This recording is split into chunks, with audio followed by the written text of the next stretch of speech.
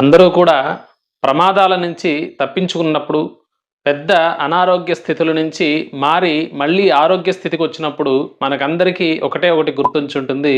చాలా పెద్ద ప్రమాదం నుంచి నేను బయటపడ్డాను అని మనం అనుకుంటూ ఉంటాం. వాటికి కారణాలేంటో మనకు శాస్త్రం రీత్యా చూద్దాం. వనేరణే శత్రు జలాగ్ని మధ్యే మహార్ణవే పర్వతమస్తకేవా సుప్తం ప్రమత్తం విషమస్థితం వా రక్షంతి పుణ్యాని పురాకృతాని.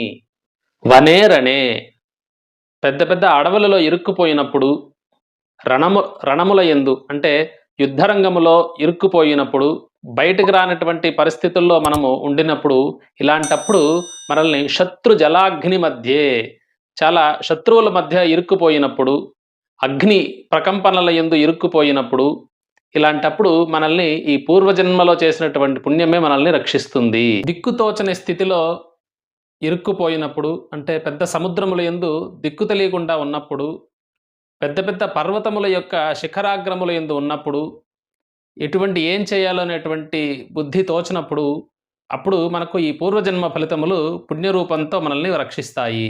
సుప్తం ప్రమత్తం గాఢమైనటువంటి నిద్రలో ఉండడం, తర్వాత అజాగ్రత్తతో ఉండడం, ఇలా ఉండేటప్పుడు మనకు ఏం జరుగుతుందో తెలియదు. కాబట్టి అలాంటి పరిస్థితుల్లో కూడా మన యొక్క పూర్వజన్మల యొక్క ఫలితము పుణ్యరూపంలో మనల్ని కాపాడుతూ ఉంటుంది. అంతే అత్యంత కఠినమైనటువంటి పరిస్థితుల్లో కూడా ఈ పుణ్య విశేష ఫలం అనేటువంటిది మనల్ని ఎల్లప్పుడూ కాపాడుతూ ఉంటుంది. రక్షంతి పుణ్యాని పురాకృతాని.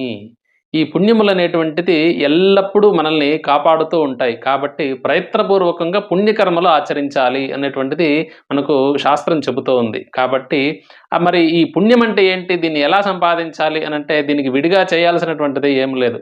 పరోపకార పుణ్యాయ, 10 మందికి ఉపకారం చేయడమే పుణ్యము. పాపాయ పరపీడనం, ఇంకొకరిని ఇబ్బంది పెట్టకుండా ఉండడమే పుణ్యము.